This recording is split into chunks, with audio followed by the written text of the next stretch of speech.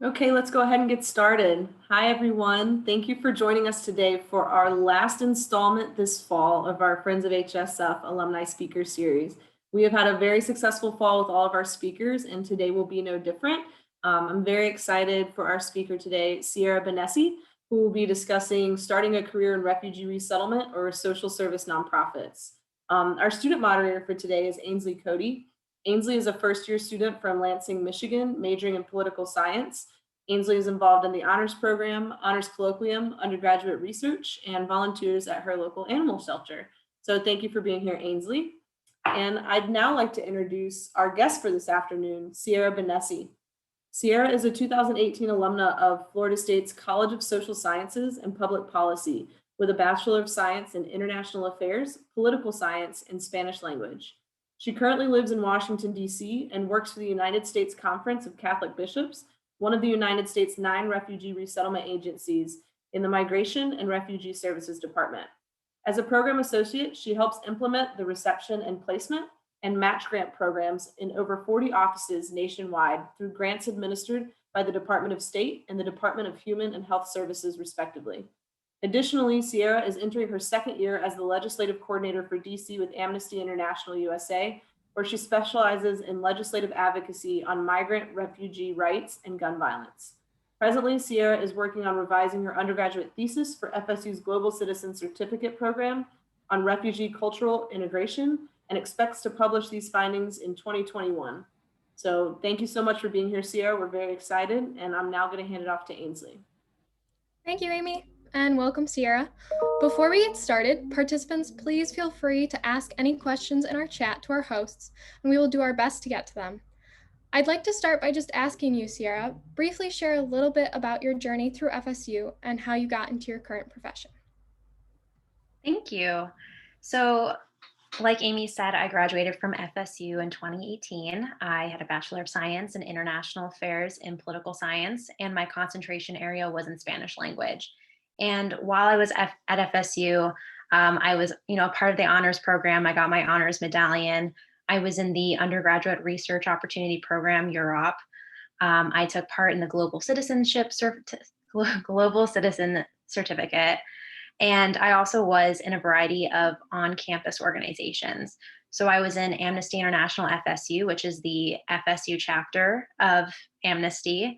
And I was part of their conference planning group for 1 year before becoming a co-director for my last year there. And that's when I started doing work with Amnesty International as a volunteer member leader. I also was a part of Delta Nu Zeta Service Sorority, and I was the volunteer coordinator for 1 year, philanthropy coordinator, and then I was the vice president of community activities. So during my time at FSU, I did a lot of stuff on campus and a lot of stuff with my community. And from there, after I graduated, I moved to Chapel Hill, North Carolina, and I did fundraising and canvassing for Doctors Without Borders and for the ACLU. And then I eventually moved to Washington, D.C. in, I believe, summer of 2019. And I started working for USCCB, so the United States Conference of Catholic Bishops. And in their migration and refugee services, I've really been able to step in through some unconventional circumstances. I've, acquired my role, and I'm now there. And I can really attribute a lot of it to FSU. Oh, I did forget to mention, while I was at FSU, I did get an IDEA grant through the I believe it's the Research and Development Office. I don't remember the exact acronym, but I did get an IDEA grant to go to Puerto Rico, and I did a self-created research project where I talked about Puerto Rican nationalism and the identity between the states and the island. So that's a little bit about me. That is so cool. Well, now we'll get into some questions. We had some questions that participants submitted for you today. So let's start with, what sort of experience and qualifications do jobs and internships in your field look for? Absolutely. So starting off on internships, this is the easiest place to get in on the ground floor. And as a side note, obviously we had an election last week, and that has been really good news for refugee resettlement. So the past 4 years under the Trump administration, we have seen a pretty steady decrease in the number of refugees being admitted to the United States each year. This past year, we had 18,000, and we're currently slated for 15,000 for fiscal year 2021. With the changing administration, we are expecting our refugee numbers to go up to 125,000. And so that's going to allow us to expand our offices. We're going to see a lot of places pop up across the United States that will be doing refugee resettlement. And so if you want to intern or you want to volunteer, this is the perfect time to do it.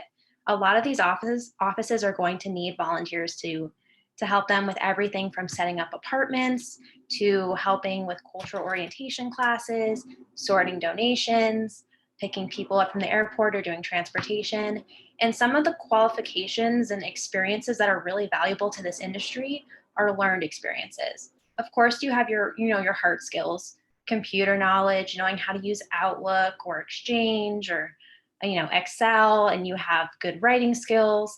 But a lot of it is just having worked with these populations and knowing how to be patient and interact and effectively communicate.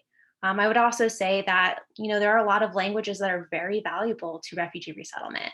So, for example, Arabic, Pashto, Swahili. We're always looking for people who have these language skills because it allows us to not have to pay for interpretation. Besides that, be enthusiastic, be knowledgeable, be well versed in what's going on. Those are very important skills. If you can walk in and already know a lot about the program, you're going to be a valuable asset because you're not going to have to learn about the global situation of refugee resettlement. And you can dive in and focus on the guidelines, the cooperative agreements, the policy, and be really, really helpful to any office that you can, get into. Yeah, that's so cool. I didn't realize there were so many opportunities out there. As for our next question, are there any virtual internships that people can take part of? I do not personally know of any internships for my organization, but seeing as almost all of us are working remote, I'm sure there are. I have seen a lot of mentorship programs through different community groups that they pair you up with a refugee family and you talk to them about, the library in our community is, the bus stop next to Walmart. Or, when I go to Walmart, this is the best place to find this. Or, other really relevant community experiences that will help them integrate into the community. So I imagine there are a lot of remote volunteering and internship possibilities out there. You'll have to look at each individual resettlement agency to see if they're offering them. And a lot of this is going to hinge on what happens in the next few months with our contracts. So we had a whole bunch of contracts come in the 1st of October. That's when the fiscal year changes over. And we're looking to see those get revised and changed. And from there, I think you'll see more opportunities pop up. I haven't seen a lot of volunteering online. Those volunteer positions tend to be more helping in the office with, like I said, setting up apartments, sorting donations. But I'm sure that they, as we continue forward in a more remote world, we'll see those pop up. And of course, with organizations like Amnesty International, they do a lot of things that are remote just because their entire membership base is spread across the United States. So I've been a legislative coordinator, which is a volunteer position, technically I guess an internship. When I was younger, it was more of that. And I can do that from anywhere because a lot of it is based on Zoom calls, emails. We're doing a virtual conference this weekend. And those are ways you can get involved without having to be anywhere. And, of course, not increase the risk for yourself during this time. Yeah. So now that we know that there are so many options, how could someone find a social service nonprofit to work at? So there are a lot of ways to find one. And my way of getting to my job was really unconventional as far as outside of DC. For inside DC, it's actually pretty typical. So when I moved to DC, I started working with a temping agency. And my first and last temping gig was at my current job in my current position. And I was temping there for 5 months before I became a permanent staff member. This is pretty typical in a lot of fast moving industries.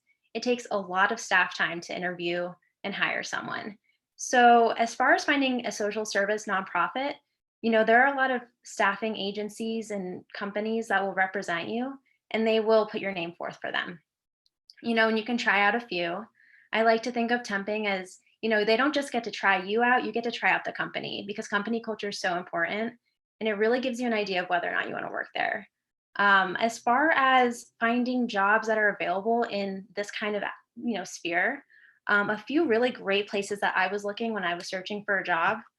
You've got Global Jobs, you've got Aid Board, Idealist, and then I think I said a bunch of alerts on Indeed, and the other one that's really popular, I don't remember the name of it, for, refugees, social service, progressive, all those kind of buzz terms for organizations that I would want to work at. I set alerts for them. So I was getting emails every day when things were posted, and just talking to people I knew who I went to FSU with and seeing what they were doing, what connections they had, was really helpful in finding an organization.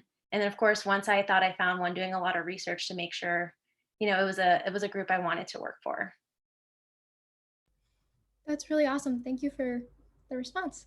To kind of go in a different direction, how has the pandemic affected your work? So we've been fully remote since March. We went remote, I believe, March 13th, with the expectation that we would be back April 1st. That hasn't happened, unfortunately, and we have no plans right now to return to our office. Our office is based on the Catholic University campus here in DC. And we're lucky, my department, because we don't actually need to be on site to do our job. A lot of the stuff we do, we can do through the computer. Of course, we miss going to meetings and seeing each other and sitting down in a room and really hammering out some big projects, but we've been able to adapt really well.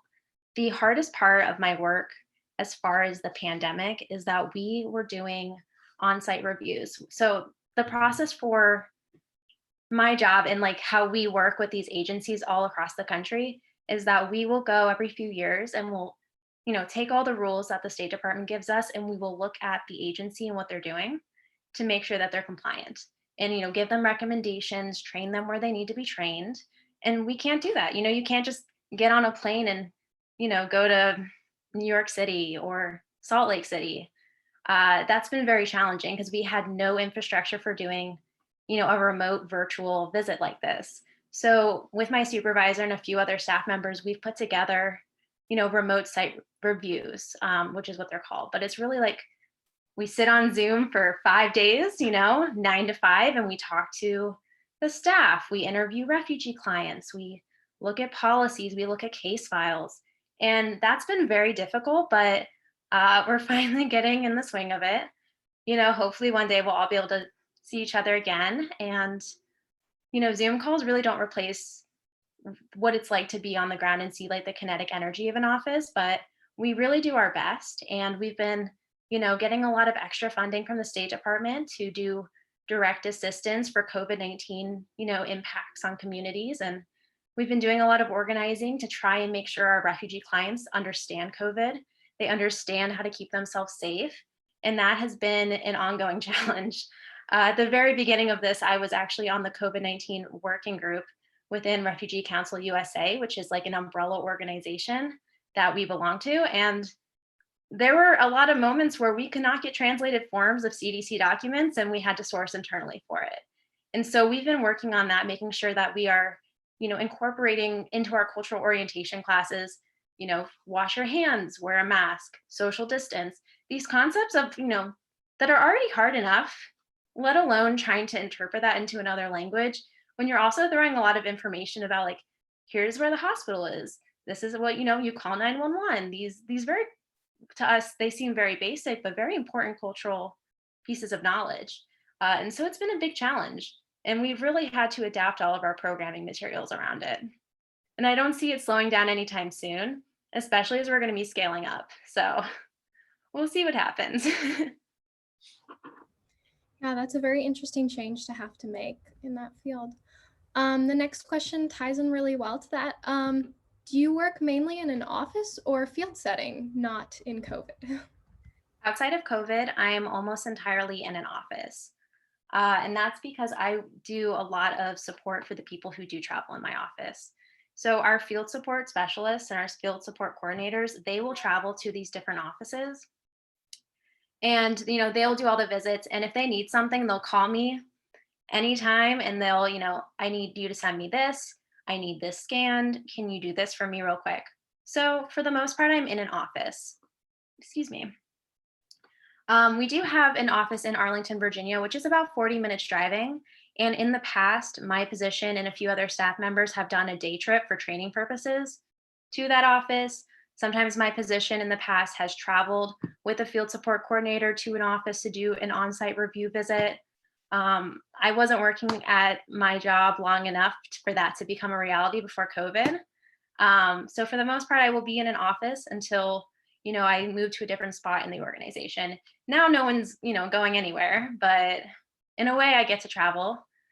Sometimes I'm on Zoom for an entire week with our Rochester office or our Portland office.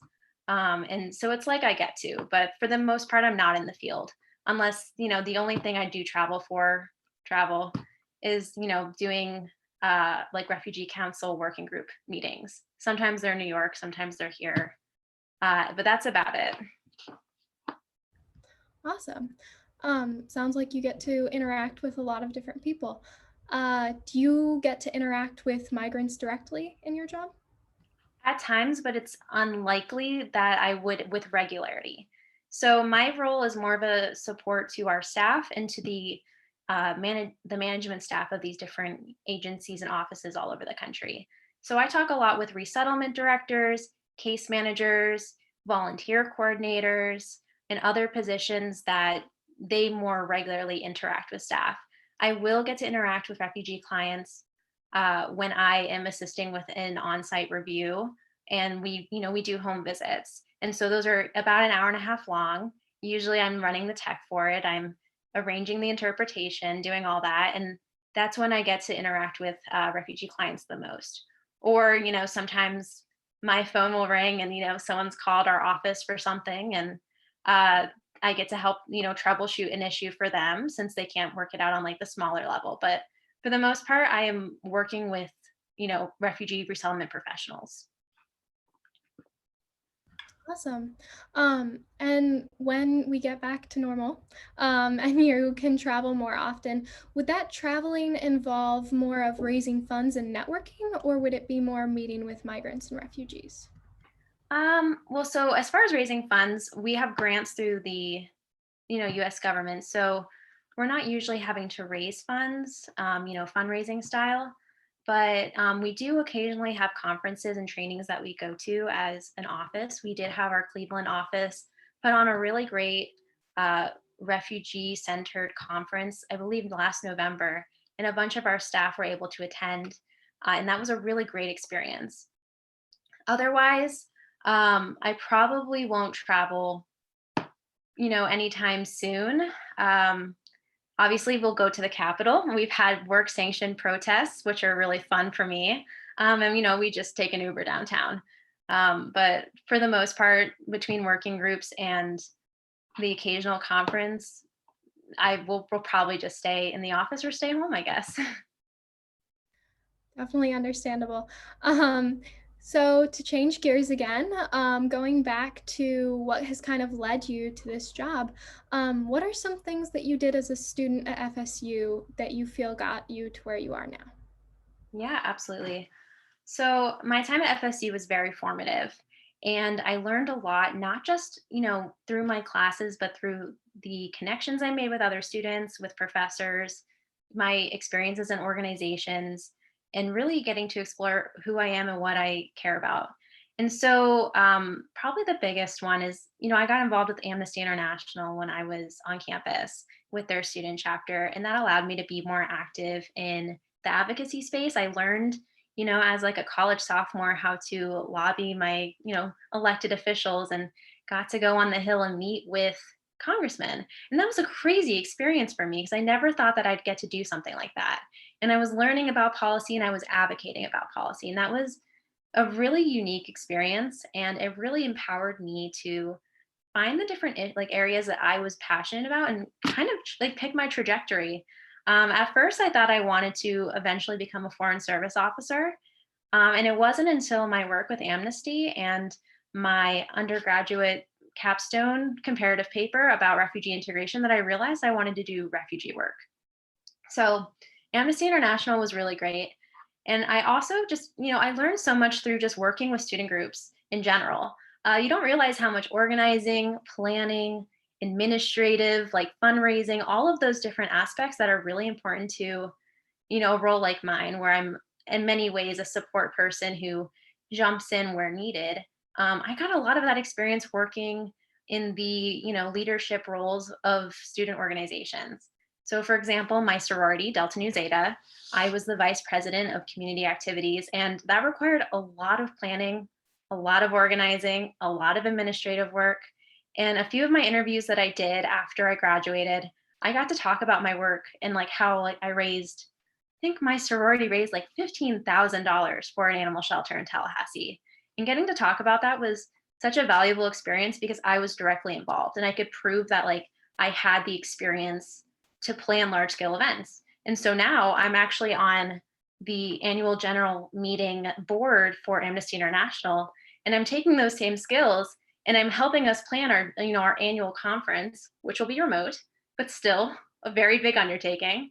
And it's been a very important experience getting to do those smaller, less high stakes organizing projects. I also, did the undergraduate research opportunity program, which was so cool. I really loved that program because the people that I met, my mentors in that group, I still talk to. The people that I was in my cohort with, I still talk to, and they've been amazing professional connections. And I learned a lot about research, how to create a research project. A lot of stuff I used when I did my idea grant, when I did my capstone paper that I'm using now as I'm attempting to revise my capstone paper. So that was really great. What else? I really loved the language classes I took. I ended up taking one of my research advisors from one of my language classes. That was really great. And I also did a lot of internships when I was at FSU. I did one remote internship with the United Nations Association, and I did 3 semesters where I interned at the State House. I used to walk from my on-campus job to the State House and change in the bathroom. And that was really great because I didn't have to go anywhere to intern. I didn't ever have the funds to just move to DC for the summer. And so getting to find internships where I was already going to school was really important. And that was facilitated through, I believe someone I knew on campus knew the chief of staff for this office and got me an interview. And I worked for 2 different members, and great experiences that I'm very thankful for. And everyone has degrees these days. I mean, not everyone. Obviously, it's a place of privilege to have education. You really have to add some color to your time at FSU. And so finding your little niche on campus, where you get to get involved in philanthropy or leadership or, an issue that you really care about really makes the difference. And I think that's why I am where I am now, because I learned what I was passionate about earlier on, and I was able to take that and just catapult myself into it head first. I went into the professional sphere already having research experience on refugee resettlement, having, volunteered and done advocacy work on this policy. And that gave me a leg up, absolutely. And I still get to reference a lot of that, day to day in my job. That sounds incredibly powerful. Speaking of connections and mentors, what faculty members did you work with at FSU for your undergraduate thesis? And are you still working with them as you revise it? So for my idea grant research, my advisor was Dr. Anel Brandel. She teaches Spanish. She's in the Spanish language department or modern languages department. I think maybe modern languages and then Spanish underneath. And then for my global citizen capstone, I was under Dr. Tanya Coley, who, she's one of her and Elkin are 2 of the people who run the global citizen program. At this point, I'm not working with anyone from FSU on my revisions, just because once I do start tapping into data, that will require, some level of security to the data since it is personal information. And I haven't identified my data sources yet, but I imagine once I do, it will probably be pretty close knit. And if anything, I'll work with someone who I've met through my actual professional experience, to help me with it. It's a pretty slow moving process. I've decided 10 different times what my research question is. And the nice thing about this area of academic literature, policy papers, you don't have to be affiliated with a university. So I've been, attending conferences and lectures by the Migration Policy Institute. And for the most part, it seems that you submit and do the peer review, but you don't have to be a representative of a university to do it. That's really interesting. I didn't know that. So to go on to another topic, can you touch on your work as a legislative coordinator, specifically the legislative advocacy on gun violence? Absolutely. So, as a legislative coordinator, my role as a member leader is to train people on how to lobby.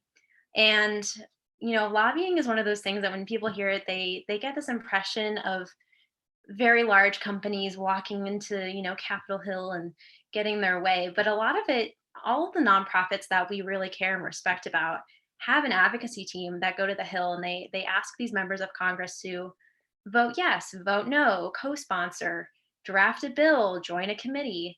And so what I do is I teach people how to lobby and how to utilize those skills for human rights purposes. So since I've moved to DC, I've been working a lot with like our state leadership team.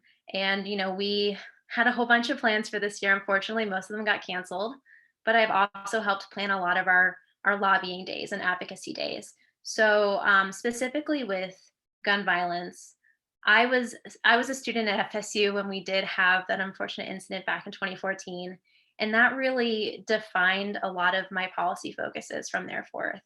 I really care about migrants and refugees, but gun violence and gun legislation has also become a really big part of my policy focus. So with them, I've been able to, attend and speak at committee hearings, about, gun legislation at the State House, or I've gone to Capitol Hill and I've talked about gun silencers and protecting victims of domestic abuse and, getting funding for gun violence research or talking about Amnesty's report.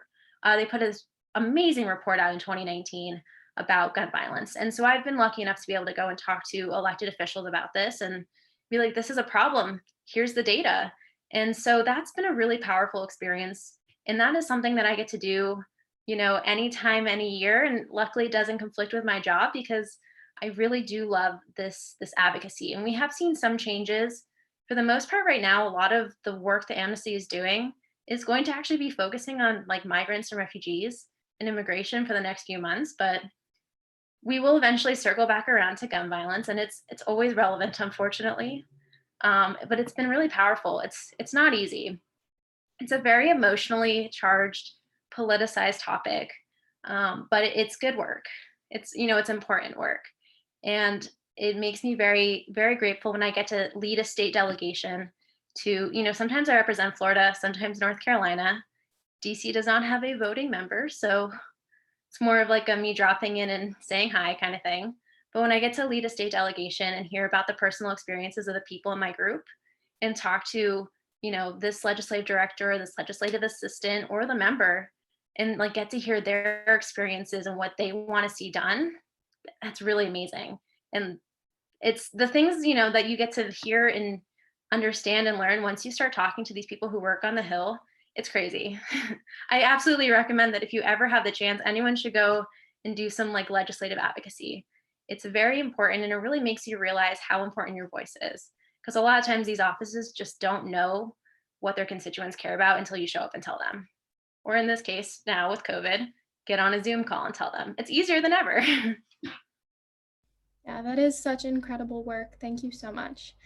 That brings me to my next question, which is how do you balance what seems to be an incredible workload? Lots of coffee. No. Yes, but for the most part, it comes down to being organized. And with my job, I'm very lucky to work for an organization that values work-life balance. And a lot of nonprofits are starting to move towards this model of making sure their employees do not work, 80 hours a week. It's an unsustainable thing. And you lose good talent that way, because if you get burned out, it's really hard to bring yourself back to a place where you're motivated to work and do good work. So I'm really lucky that my organization values work-life balance.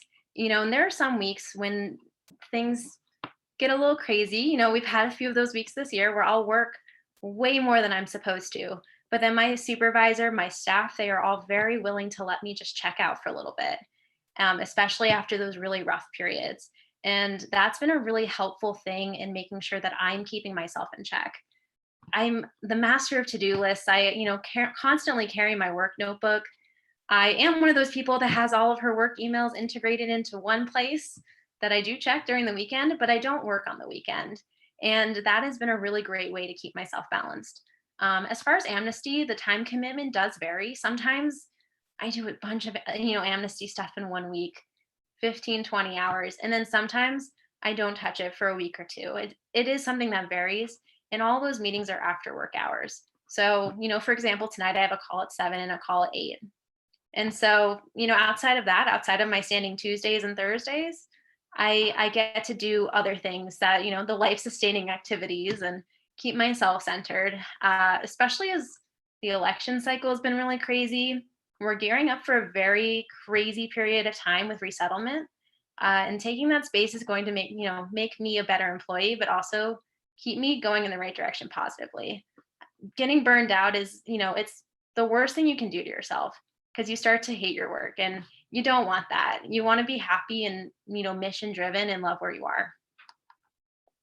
It's really nice to hear that your work lets you be a flexible person. So do you think that this is something that you'll keep doing long term, or do you have further career goals? I see myself staying in refugee resettlement probably for my entire career. I would love to make my career here. Up until about last week, I wasn't sure if I'd get to actually do that. It was a huge question. Now that things are looking really good, I'm hoping to stay here, get more experience working, directly doing direct services with migrants and refugees. But also I'm looking to do, maybe a terminal degree. A lot of people in my field have a master's in public policy, public administration, nonprofit management, social work. And I have not decided if that's where I'm going, but I will if it will help me reach the places I want to within resettlement. I would love to one day be a resettlement director running an office. That would be an amazing experience to get to coordinate that kind of work. Yeah, that sounds incredible. Switching gears again to Washington. Does living in Washington provide more opportunities in the field, or do you think you could find jobs in your interest area in other areas of the country? Yes and no. So if your goal is to get into working at a resettlement office and you want to work directly with refugees and migrants, you want to, be in the room where it happens. DC is actually one of those, I guess locality is the right word for it, that by federal law, you can't resettle refugees here. You can in Virginia and Maryland, which we do. We have an office in Arlington. HIAS and the IRC have offices in Silver Spring, which are 40 minutes and 20 minutes from me, respectively. So as far as, working in an office, they're all over the country. I believe outside of 4 or 5 states that are pretty rural, every state has at least one resettlement office. Don't hold me to this one because their office might have closed since I was there, but Tallahassee does have an IRC, International Rescue Committee office. And I believe they had a World Relief office at one point. Even if they're closed right now, with the way things are going, it's likely that you might see one of those or both of them reopen. We will see. It might take a year or so. We have offices all over the place. My organization has 40 offices, 48 if you consider some of our remote placement, which means our smaller, more like one-off offices, which is like a very weird, complicated concept. Excuse me. And I'd be inclined to speak about it further if anyone's interested. But in Florida, I mean, we have offices in Jacksonville, Palm Beach, St. Petersburg, I believe, Pensacola. We have a few. We have quite a few, and we used to have a lot more. So if you want to do like direct services, you do not have to be in DC. If you want to do more advocacy-based work, working more on refugee policy or progressive policy or any kind of policy whatsoever, it probably is preferable that you're in DC, since a lot of these groups will send people directly to Capitol Hill to do advocacy. Obviously, if something's happening in the courts, I almost worked for Church World Service, and their office is right next to the Supreme Court. Makes sense. They have to just hop over there, and you can't record inside the Supreme Court. So they would just have to go and sit in there and see what was happening. So it really depends on what you're looking to do. There are opportunities everywhere. You have to get creative sometimes. There is, refugee resettlement work to be done in state legislatures, in local communities. A lot of schools and school boards, school districts do work with refugees. A lot of health centers do work with refugees. It's wherever you're wanting to look. That is so fascinating. I didn't realize there were so many offices. So this question is about grad school, as many of us are contemplating that idea. Do employers in your field see grad school as a requirement? And do you yourself think that you'll get a postgraduate degree? I would say for some of the very upper level positions, and it's really hard to gauge because the entire time I've worked in resettlement has been in some of the hardest years for the program. So maybe once things get a little bit better, there will be more positions that open up that don't say, master's degree preferred. And a lot of people I work with do have master's degrees. Some of them don't. A lot of times experience, if you build up enough experience, that can take the place of it. And I plan on eventually at some point, I don't know when, getting a master's degree, probably not in the next few years. But a lot of times employers will do tuition remission, or they will do educational programs. So once I'm with my company for a certain amount of time, I get half of my tuition reimbursed. And that's for them to curate and cultivate more experienced, more well-rounded employees that can move farther up in the organization. It fosters loyalty to the organization. So I will eventually get a master's degree. The concept of going to grad school is very scary, especially with a very uncertain economy. And, there are programs that the, 3 big DC schools do that are remote, that are online. But also at this point, I don't know if I would do grad school if it's completely remote. I find that would be probably very difficult for me. I'm one of those people who loves to be in the classroom, and I need to have someone right in front of me and talking to me to really get the most out of a class. But as far as the field, I think you can find a range of positions with or without. It may inhibit, once you've been in the industry for a while, if you don't make that move into getting a terminal degree, it might impact you, but for the most part, the opportunities will be there. And you really just have to prove your worth as far as being a good employee and being someone who's very valuable to the program. And I think you could get away without getting one. Yeah, that's fascinating. I think it's incredible that there are jobs out there that help with grad school. I think that's incredibly important. These next questions are coming in live. So this one is about the election. Is there transition work that your organization can do now with a presidential change occurring? Yes. So leading up to the election, we felt like we might jinx ourselves if we talked about it too much, but we did have a plan. All of the resettlement agencies under Refugee Council USA put together a transition plan to hand to the new administration as that process starts, how to increase our funding, how to change guidelines. I don't know how much, of the news relating to resettlement people know of, but there was an executive order 1388 that came out last September, that would require mayor and governor consent for refugee resettlement. That's been held up with a preliminary injunction, but our transition planning, I'm sure, is asking like, rescind this because it's detrimental. We do have plans at this point in our transition documents to open up a bunch of the offices we did have to close. We used to have close to 60 offices, probably a little bit more.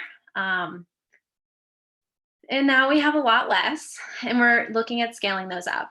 And a lot of that will require our offices to hire people, to get bigger office spaces, or some of them don't even have physical offices anymore because that's, they were working on such a limited capacity.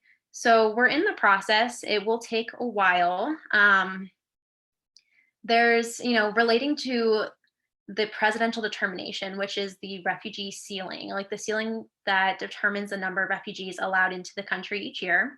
That is set after a report to Congress is issued. And we had just gotten like the report to Congress issued and signed, I believe mid-October. And so we should see a revision of that report that will take us from 15,000 refugees to 125,000 refugees, which is a pretty big jump. Yes, we'll have to, redo all of our budgets, redo all of our site designs, all of these processes that we do internally, we'll have to revise and revisit. And, we'll be getting a much larger share than what we were getting of the 15,000. And it's going to be pretty hectic. Things are going to start getting crazy, probably February or March, as, more people get approved to travel and start arriving. But this is a great time to find a volunteer position, in an office that is still trying to staff up. It's going to be a very difficult adjustment. So transition planning is, in process. The second everything was called, email chains started going out and we knew exactly where we were moving. Yeah, that's quite a hectic change. I hope you guys are looking forward to it. So this next one is for about graduation. So how do you think that it's best to get into or continue doing research in social services after graduation? That's a great question. And I'm in a lot of ways still figuring that out. It depends on your industry. For a lot of industries, you have to be associated with like a university. I would say the best thing you can do for yourself is to keep in touch with your professors and the mentors that you acquired during your time at FSU. And a lot of them, if they're related to your field, will understand the process and they will understand on where to guide you. As far as figuring out where to get involved with research or how to start research, I would maybe subscribe to some, relevant publications. So I'm subscribed to Foreign Policy, to Migration Policy Institute, and a couple other publications that are focused on immigration and refugee issues. CORE is another one. It's the Center in Cultural Orientation Resource Exchange. They do a lot of stuff too. And that's been really helpful for me figuring out what kind of research is already out there. The reason my revision is going so slowly is that, every question that I've had has been asked 10 times before in, different ways, and figuring out what I want to ask and if it's been answered already has been a really important part of my research process. And so research should be one of those things that you get to partake in when you are in a professional setting. And depending on your organization, they may already have things going on, they may not. I've had the opportunity to participate in other people's research as far as professional perspectives on refugee resettlement. We through RCUSA, we've gotten to pass around those links to those surveys. But I can't say I've figured out the perfect balance and the perfect formula yet. It's difficult, and I think going to grad school probably helps you more with that because a lot of professors are not just teaching; they do a lot of their own research. But keep in touch with your professors at FSU. They really do know what they're doing, and FSU has such an amazing research, not factory, but like they really are putting out some amazing work. And getting to talk to them when I was designing my research in my undergrad days was really helpful. I would not have had any clue of what to do, but because they were already doing research professionally, they could guide me to where I needed to go. Absolutely. It sounds like connection is an incredibly important aspect in your field and social sciences in general. This next question actually has to do with changing fields. How hard is it to transition to a career in refugee resettlement after you've already started a career in a completely different field? The person who asked this question is currently a software developer, but wondering if any of those skills could be transitioned over. Absolutely. So obviously, it depends on what you do.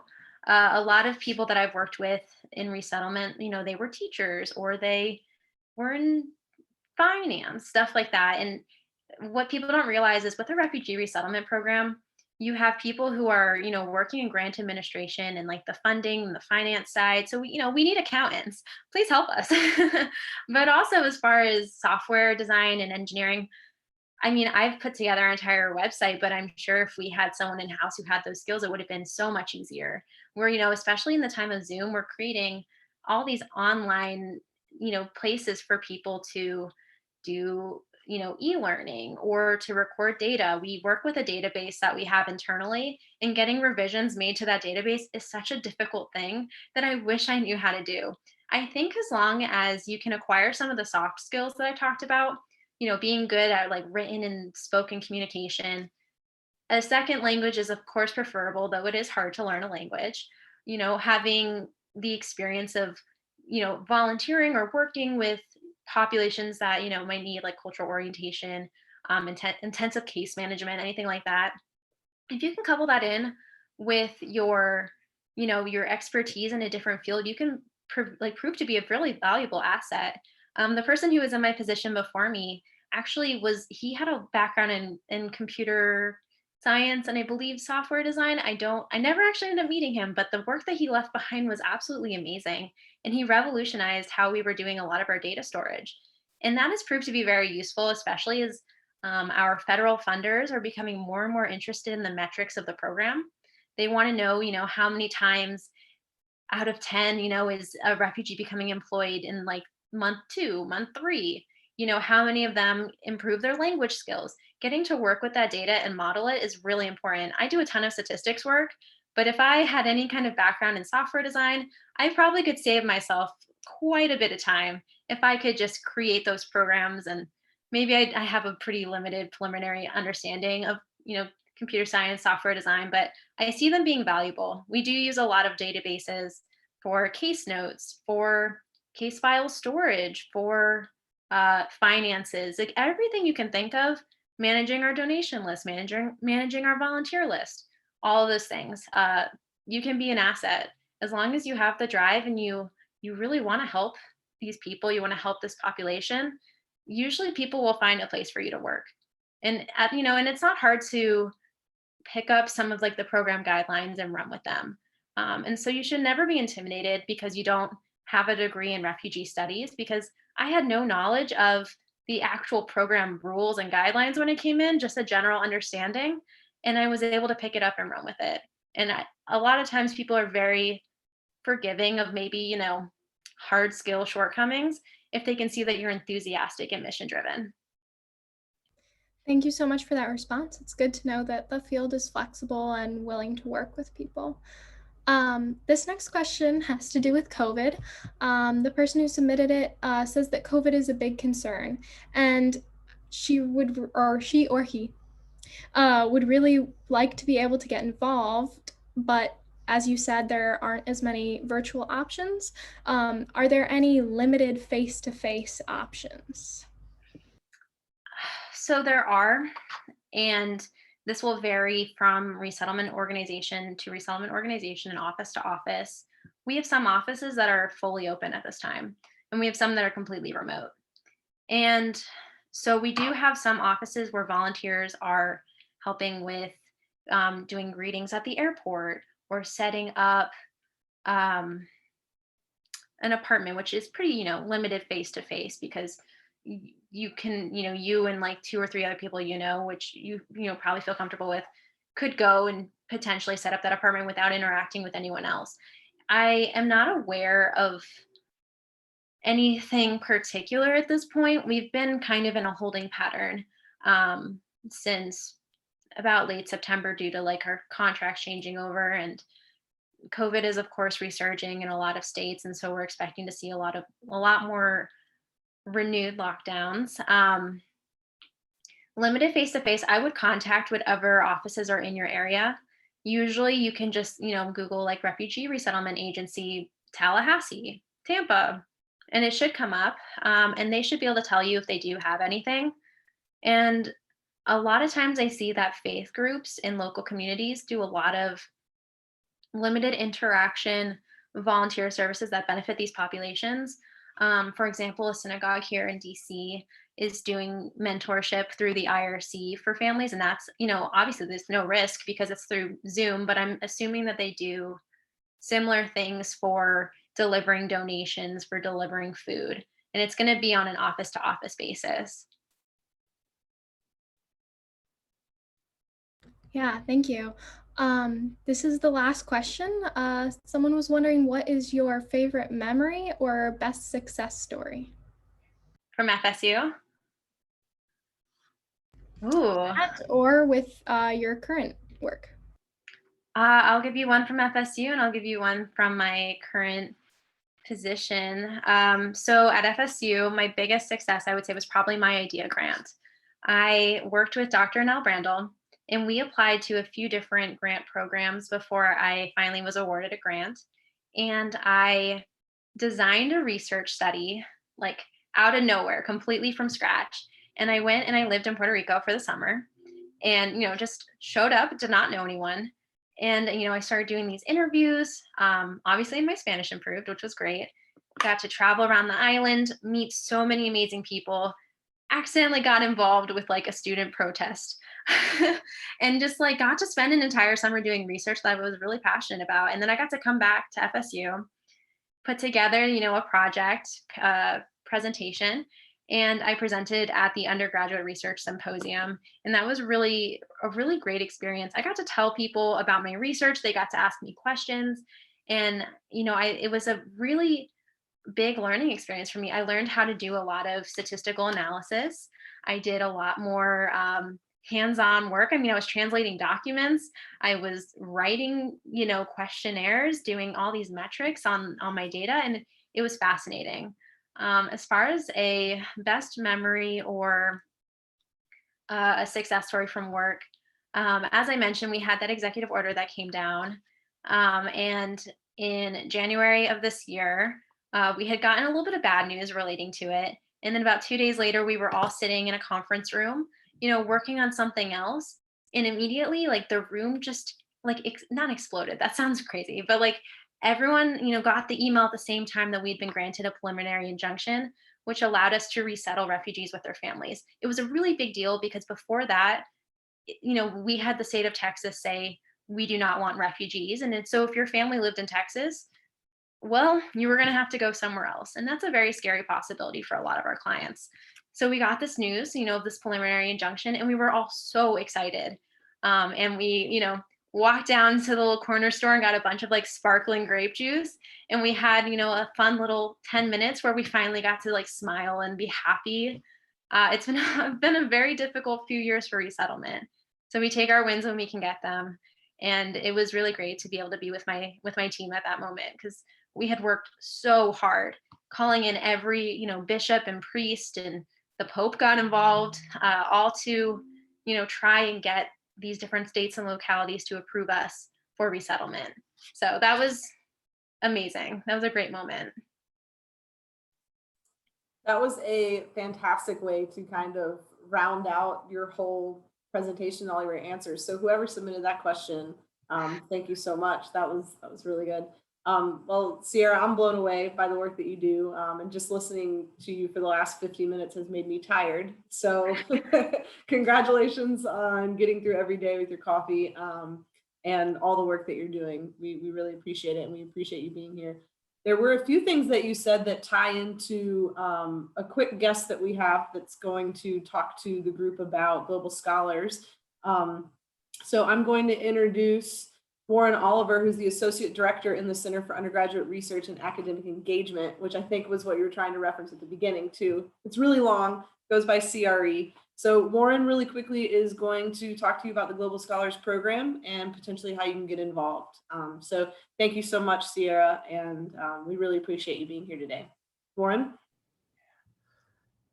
Yeah, thanks, Ciara. That was actually really good. And hopefully, actually, some of those questions about getting involved and actually doing some of this work as a student, I can help round those out a little bit more. But before I get started, I know some of you guys had mentioned grad school, and I think it is important to kind of say, to reiterate your point, Ciara, is that passion is what really gets you into a lot of ways. And so if you have skills and you're interested in doing it, they're going to really be looking for, your ability to really push for that. However, if you are interested in a fantastic international development focused program at FSU, I would really look into the College of Education's International Multicultural Education program. And I put the link to their website on in the chat, so you guys can definitely check that out. And refugee education is a part of that, which goes into refugee settlement. And so that is something that can really help. However, let's say you're not looking for grad school and you're just like, I'm an undergraduate student. I don't know necessarily what I want to do. I just want to get involved. FSU actually helps and puts together a program for you guys. And actually, I recognize a few of the names. So those of you who already have heard about Global Scholars, I'm sorry. However, the Global Scholars program is run out of CRE. And effectively, what we do is we look at social impact opportunities to be able to connect students to get involved with. We work with a partner organization named Omprakash, who helps us run through our course, but they are a network of grassroots organizations in 46 different countries, which actually has remote opportunities as well as domestic opportunities like Ciara was talking about. And also, Ciara, I would love to talk to you more if there are opportunities throughout the summer. But Global Scholars is a 3-part program.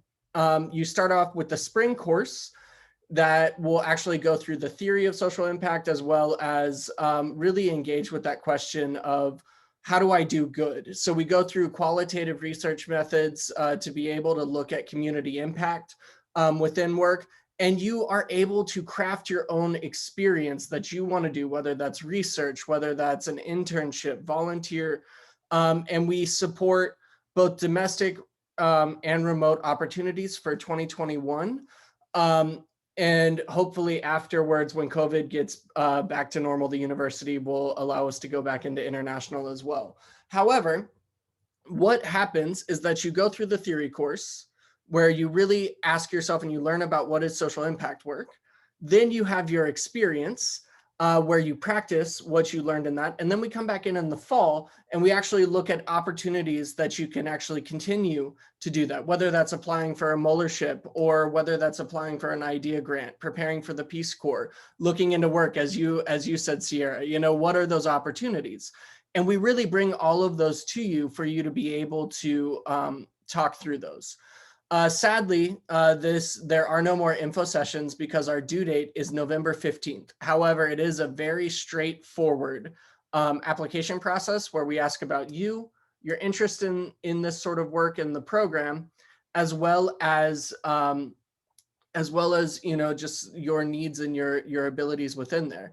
And so those applications are due the 15th. If you are going to apply for funding, which we do have available, it covers a small part of the program, which is what we call the Omprakash Edge membership fee, which allows you connections to all of these organizations and ongoing trainings, which is about $500.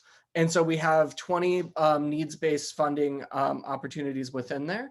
However, if you want, and I'm going to leave this up here, if you click on that QR code, so just get out your phone and click on it, you can, all right, that will take you directly to our website and the application link is there. Additionally, if you have any questions, please feel free to contact me through my email, which is b.oliver@fsu.edu. And so, yeah, I hope that answers questions. I can leave this up for a little bit longer, if that's okay, Amy. But yeah, that's my spiel. Join Global Scholars, have fun, especially if you're interested in this sort of work. We can help you find that experience that works best for you.